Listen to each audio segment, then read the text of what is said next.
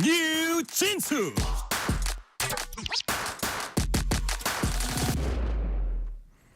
윤석열 대통령에 대한 수사와 탄핵 심판이 진행 중인 가운데 국회 차원의 국정조사도 본격화됐습니다.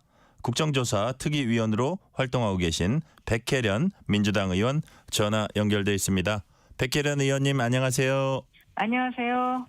네, 제가 어제 오후 오늘 아침 이 방송 화면에서 보니까 아주 맹활약하고 계신 계속 어제 국정조사 특위에서 주로 이제 쪽지 관련 질문을 많이 하시는 게 방송을 정말 여러 방송에서 나오는 걸 제가 봤습니다.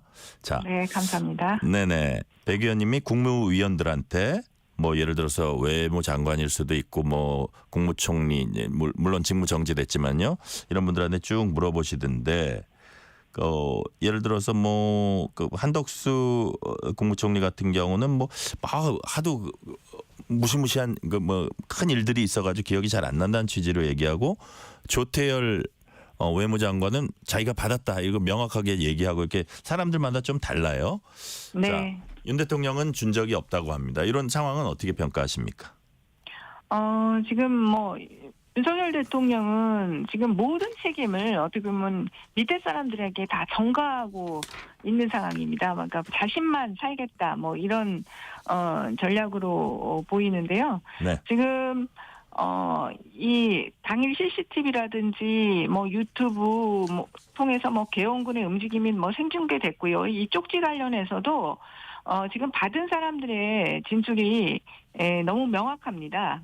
대통령이 그러니까 그 최상목 대행 같은 경우는 네. 그 대통령이 직접 줬는지 안 줬는지 기억 안 난다는 진술도 있는데 어쨌든 그때조차도 대통령이 참고하라. 네. 이렇게 얘기했다는 건 명확하게 진술을 하고 있고요. 그다음에 조태열 외무부 장관 같은 경우는 처음 본회의에 나와서부터 지금까지 일관되게 네. 바로 국무회의장에 들어갔을 때 대통령이 직접 쪽지를 줬다는 것을 명확하게 진술하고 있기 때문에 대통령의 아무리 쪽지에 관련해서 부인한다고 하더라도 그게 받아들여질 가능성은 없다고 보입니다. 네. 근데 이제 오늘 이제 그 어저께 국조특위 그거 플러스 오늘 헌재 변론길에서 또 새로운 얘기를 했으니까 그걸 섞어서 제가 같이 네. 질문을 드릴게요. 근데 김용현 장관 전 장관이죠. 김용현 전 장관 얘기는 자기가 썼다. 자기가 다 썼다. 그리고 뭐 전달하는 거는 예를 들어서 뭐 그 외무장관 조 장관 같은 경우는 자기가 그때 갈 수가 없어서 그건 아마 대통령이 자기 대신 전달했을 수도 있고 예를 들어서 그 누굽니까 최상목 지금 권한대행 그 당시 경제부총리죠. 이분한테는 실무자가 뭐 줬다 뭐 이런 식으로 준 정확한 사람은 저기 뭐 어쨌든 조금씩 다른데 그거는 확인을 해봐야겠습니다 앞으로. 근데 기본적으로 자기가 써서 전달한 것이다 이런 취지거든요. 이 부분은 어떻게 보십니까? 그건 저는 별로 문제가 될 게 없다고 보이는 네. 건가요. 지금 포고령이든지 뭐 담화문이든지 쪽지까지도 김용현 장관이 작성 자체는 했을 가능성이 크다고 보입니다. 네. 예. 그런데 그것이 누구의 지시에 의한 것이냐 이게 중요하고 대통령이 알고 있느냐의 여부거든요. 네. 근데 대통령이 다 지시해서 사실 포고령이나 이런 걸 작성했다는 거 아닙니까 지금.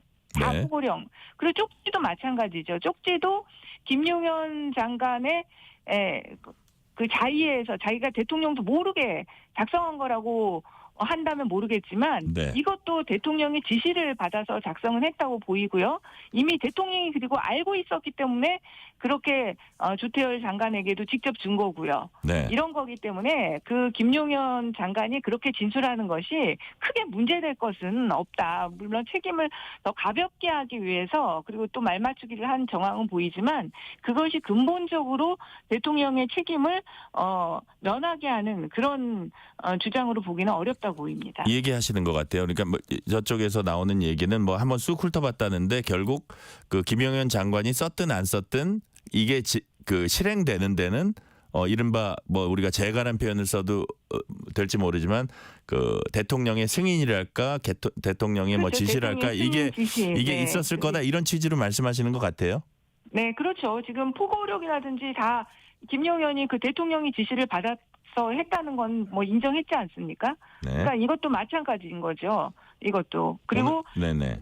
전달 과정에서도 대통령이 다 직접 두 사람 다 개입은 되어 있는 겁니다. 그러니까 주태열 장관은 직접 받은 거고요. 네. 그다음에 최상목 대행은 지금 두 가지 진술이 있어요. 본회의 처음에 나왔을 때는 직접 들어가다가 참고해라. 그리고 종이를 접어서 줬다 이렇게 했다가 나중에 기재위 때는 더 정확하게는 네. 받은 거는 누구한테 받았는지 모르겠지만 대통령이 참고하라고 했다. 요거도 명확하게 진술을 했거든요.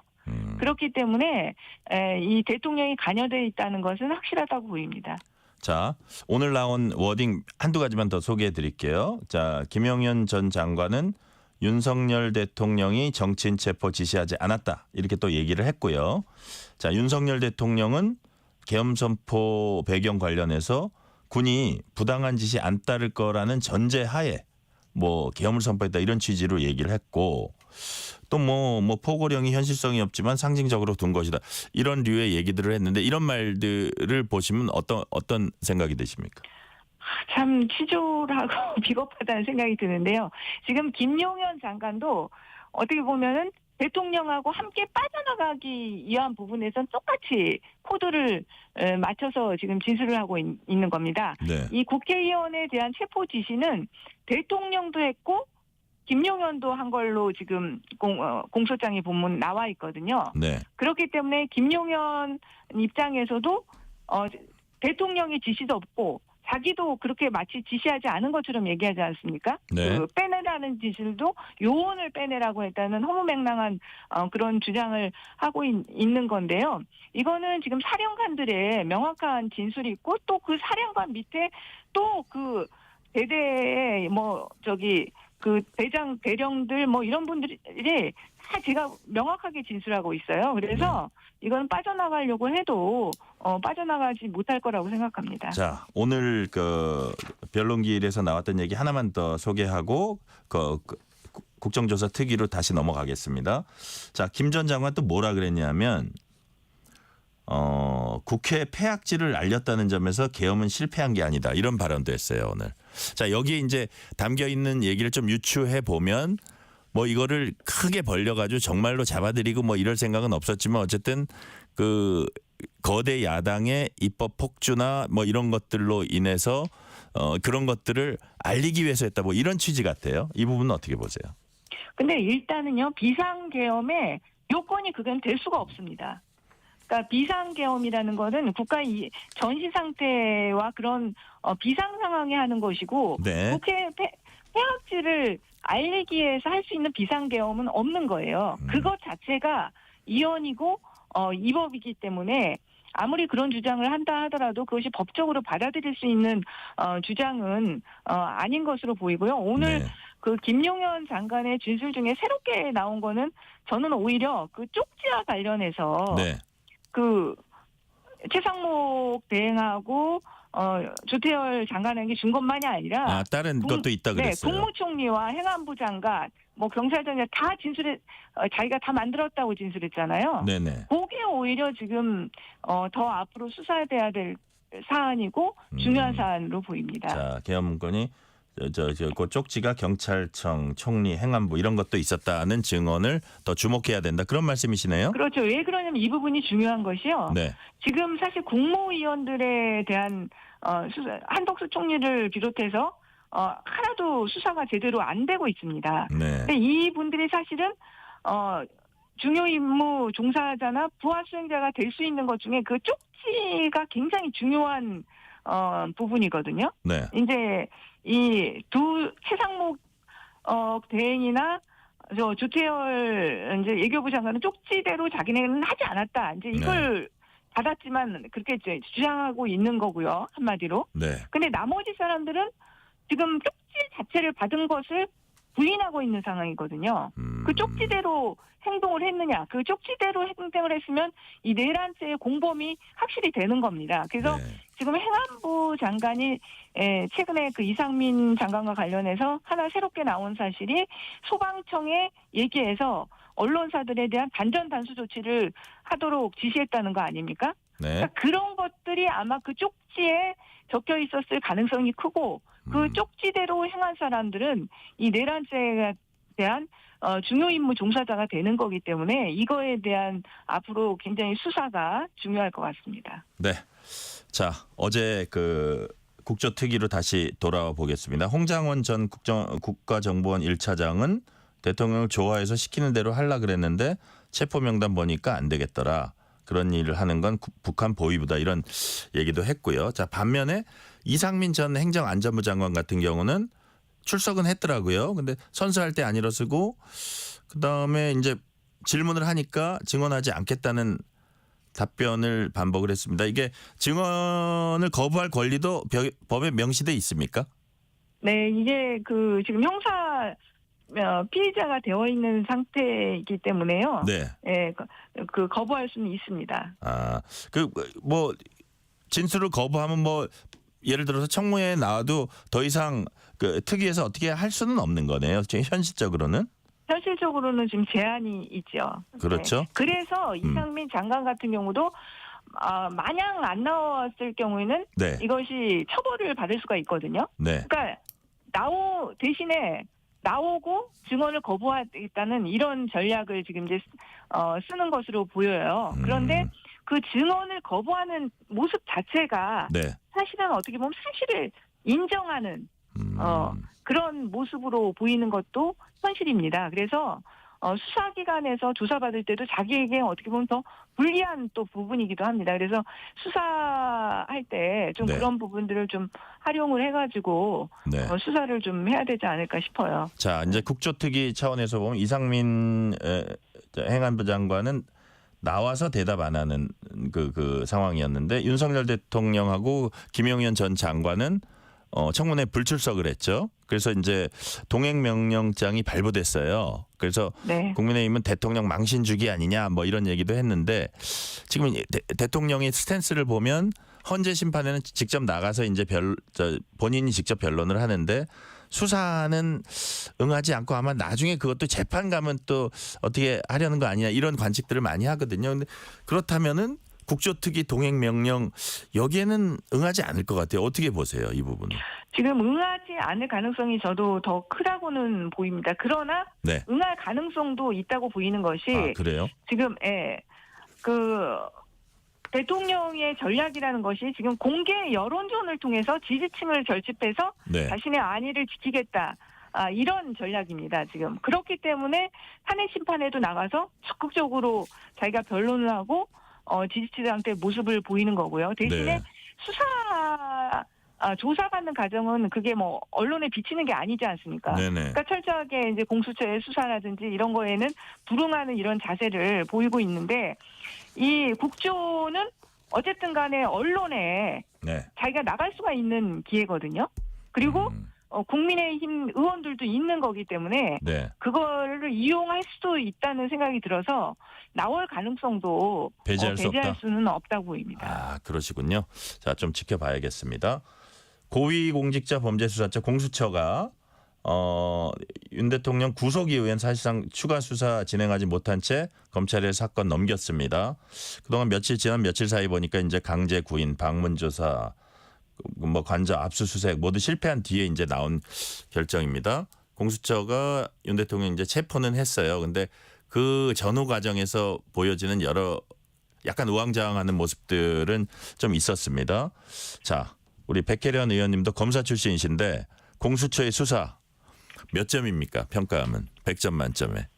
지금 공수처의 수사는 이제 체포와 구속까지는 정말 그 작은 기관으로서 최선을 다해서 했다고 보입니다. 그래서 그 부분에는 높은 점수를 주어야 할 것 같은데요. 어쨌든 간에 구속 이후에 단 한 번도 조사하지 못했다는 것은 굉장한 그 수사기록관으로서는 문제가 있는 부분입니다. 네. 그래서 그렇게 높은 그 부분과 관련해서 높은 점수를 좀 드리기는 좀 어려울 것 어렵다. 같은데요. 네. 그러나 이제 먼저 우리가 뭐 해야 될 거는 이 공수처의 어떤 수사 능력이나 이런 것보다도 네. 검찰총장까지 지낸 대통령이 온갖 유례 없는 모든 전략을 동원해서 버크라지 형태를 보이는 것. 수사를 이것 거부한다. 먼저 진술을 비판받아야 거부한다. 될 것 같아요. 예. 제가 국정조사도 얘기했지만 지금 윤석열 대통령이 정말 대한민국의 법조사에는 없는 여러 가지 제도들을 다 했습니다. 헌재 재판 송달과 관련해서도 10번을 안 받았어요. 네. 유례가 없는 일이고요. 그리고 체포 영장에 대한 이의 신청. 네. 이거 유례가 없습니다. 최초인 일입니다. 그다음에 체포 영장이 발부된 법원이 아닌 다른 법원의 체포적부심 심사 청구. 유례가 없는 일이에요. 지금. 네. 그럼 모든 버크라지 행태부터 좀 비판을 받아야 된다고 봅니다. 자, 이제 뭐 우리 백혜련 의원님 말씀은 이해가 되는데 또 피청구인 입장 아니면 국민의힘 입장에서 보면 왜 굳이 논란의 소지가 없는 수사권을 가진 경찰도 있고 여러 가지 방법이 있는데 왜 논란의 소지를 만드냐 뭐 이런 비판도 있어요. 그 부분은. 그러니까 논란을 근데 본인이 이렇게 만드니까 어차피 공조본으로 네. 공수처와 경찰이 공조본을 만들어서 같이 한 형태이기 때문에요. 그거는 그렇게 문제 제기할 부분은 아닌 것 같아요. 네. 자, 아까 여론전 얘기도 하셨지만 정치적으로 볼 때 윤 대통령 탄핵 심판과 수사 과정에서 어쨌든 지지층이 좀 결집하는 양상을 보였고요. 그러다 보니까 앞으로 탄핵 재판 과정에서도 윤 대통령은 방어권 보장을 계속 주장할 것 같아요. 그래서 이제 좀 시간도 최대한 확보하려 하지 않을까 이런 전망도 나오는데요. 자, 이제 민주당에서 계속 강조하는 전국 불안정 해소를 위한 신속 재판. 뭐 이거에 반대하는 사람은 아마 없을 겁니다. 전국 불안정 해소를 위한 신속 재판. 네. 반면에 피청구인 방어권 보장. 양쪽을 최대한 절충할 수 있는 방법이 있나요? 예를 들어서 지금 윤 대통령 측에서는 너무 빨리 결론을 내려고 서두른다. 그 뒤에는 뭐 너무 조기 대선으로 갈라 그러는 민주당의 압박에 지금 좀 영향받는 거 아니냐 이런 의심을 하고 있어요. 그 부분은 어떻게 보세요? 이거는요, 이제는요, 민주당에서 하는 부분도 아니고요. 네. 민주당에 살 수 있는 부분도 아닙니다. 그러니까 민주당 손을 떠났다. 예. 그렇죠. 이게 사법 절차라는 것은 사법 시스템에 의해서 이루어지는 겁니다. 탄핵 심판은 헌법재판소의 그 절차와 헌법재판관들의 판단에 의해서 이루어지는 것이고 지금 이제 향후 남은 수사와 그리고 또 재판의 과정은 또 법원에 의해서 이루어지는 것이거든요. 그래서 네. 저는 지금 민주당에서 특별하게 할 수 있는 부분이 있는 것도 아니고 이건 사법 시스템에 의해서 이루어지는 겁니다. 단지 저희는 지금 국정 안정을 위해서 신속한 탄핵 심판이 필요하다 이런 네. 입장을 그냥 말할 뿐인 거죠. 네. 이 부분은 또 어떻게 보세요? 이것도 이제 지금 여권에서 계속 얘기하고 있는 건데 지금 이제 내란 혐의 특검법 요 부분을 추진을 하냐 안 하냐 이게 뭐 여당과 절충안을 내냐 안 내냐 이거하고도 이제 관련이 돼 있는 건데 지금 이제 검찰로 사건은 넘어갔고 검찰이 조만간 기소할 걸로 보이는데 자 특검을 지금 막 실행을 해도 뭐 한 달 이후에 만약에 뭐 특검이 출범을 한다고 했을 때 이미 검찰은 거의 똑같은 사건을 가지고 기소를 한 상황이고 그래서 이거 특검이 필요하냐 이런 걸 여권을 중심으로 나옵니다. 이 부분은 그래도 해야 된다고 보십니까? 지금 이제 윤석열 대통령 측에서 이미 수사권과 관련해서 그렇게 많은 문제 제기를 했고요. 지난번에 천대엽 법원 행정처장이 법사위에서 아주 정확하게 특검이 필요한 이유에 대해서 얘기하더라고요. 여러 가지 이런 논란들이 있는데 특검을 해가지고 하면 어떤 논란도 없이 모든 것이 일거에 정리되는 거 아니냐. 네? 그러니까 더 빨리 했으면 정말 더 좋았겠다는 생각은 들고요. 네. 지금 조금 늦은 감이 있지만 대통령이 구속되고 사령관들이 구속됐다고 해서 이 사건이 끝나는 것이 아닙니다. 아까 제가 얘기를 했지만 지금 국무위원들에 대한 중요 임무 종사자들 부분에 대해서 더 조사가 이루어져야 되고요. 지금 경찰 관련해서도 또 체포조 그런 문제들도 있고 여러 가지 또 삼청동 안가 의혹, 뭐 여러 네. 가지 것들이 있기 때문에 특검을 통해서 더 철저하게 지금 수사가 마무리되지 못한 부분들에 대해서 마무리가 돼야 되고 또 되고 그 기소 유지와 관련해서도 특검이 네. 하는 것이 훨씬 더 명쾌하게 모든 논란을 잠재울 수 있는 부분이라고 생각합니다. 네, 지금 약간 중구난방 수사 이 기관 저 기관 하는 것보다 거기서 완전 정리하는 게 더 합당하다는 말씀 같고요. 자, 국조특위가 이제 곧 그 최상목 권한대행 아마 청문회 증인으로 2월 초에 이제 불렀다고 알고 있는데 이게 뭐 좀 중요하다고 보신 이유는 뭡니까? 지금 헌법재판소에서도 그렇고 네, 지금 그 쪽지가 굉장히 중요한 그 부분으로 떠오른 것이 사실 아닙니까? 네, 그래서 오늘도 헌법재판소에서 그 쪽지 관련해서 가장 어떻게 보면 치열하게 또 얘기가 된 겁니다. 그래서 근데 지금 진술이 다른 거잖아요. 네. 지금 최상목 대행이 국회에서 얘기했던 부분과 대통령 김용현 측이 얘기하는 게 다 지금 좀씩 다릅니다. 그렇다고 한다면 이런 혼란을 불식시키기 위해서라도 최상목 대행이 국정조사에 나와서 그 부분에 대해서 확실하게 더 얘기를 해주시는 것이 네, 좀 좋지 않나 국민들의 입장에서도 네, 네. 그리고 그렇게 본인 보시는 거죠? 입장에서도 음. 더 명확하게 입장을 그게 밝히는 것이 필요하다고 봅니다. 그러니까 지금 대행이라서 사실 현실적으로 좀 바쁘고 그런 건 이해가 가는 측면이 있어요. 네. 그러니까 그거는 저희 국조특위와 논의해서 일정 시간만 계속 특위 회의실에 있어야 되는 건 아니거든요. 네네. 그러니까 합의가 되면은 먼저 질문할 사람 질문하고 빠질 수가 있습니다. 그러니까 시간을 정해가지고 지금 궁금해하는 부분들이 다 사실은 그 한 부분이라고 말할 수가 있지 않습니까? 그러니까 그 부분과 관련해서 집중적으로 네, 핵심이라고 보시는 질의응답을 거예요. 하고 네. 좀 가시면 되는 거 아닌가? 네네. 좀 그런 생각이 듭니다. 자, 민주당이 여론조사 또 여론조사 기관을 검증할 특위를 만들기로 했습니다.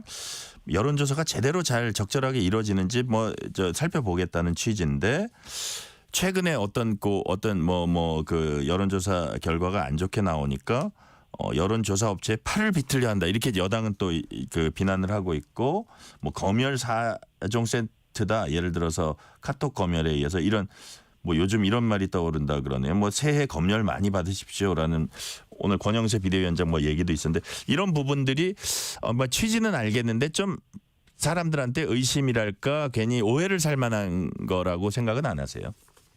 네, 그러니까 이게 지금 어떻게 보면 국민의힘의 프레임 전략이 좀 밀린 감이 있는데요. 네.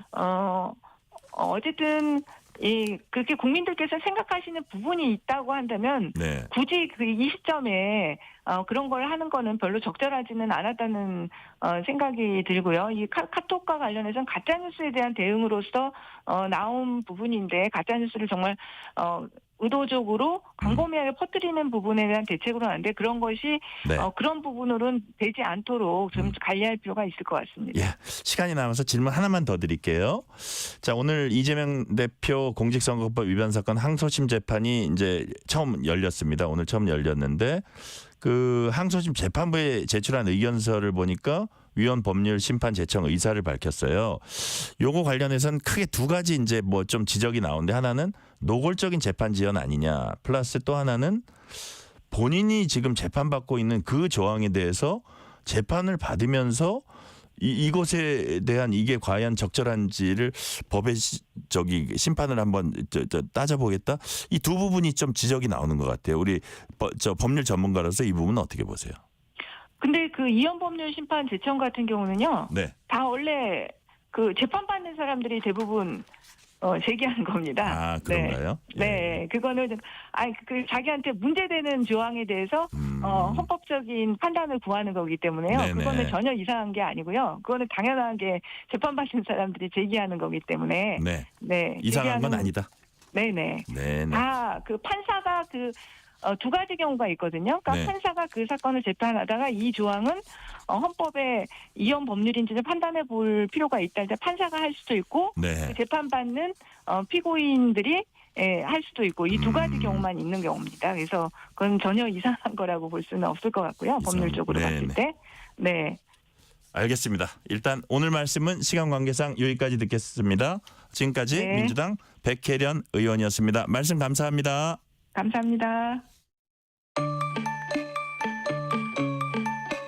퇴근길, 당신과 함께 읽는 세상 이야기.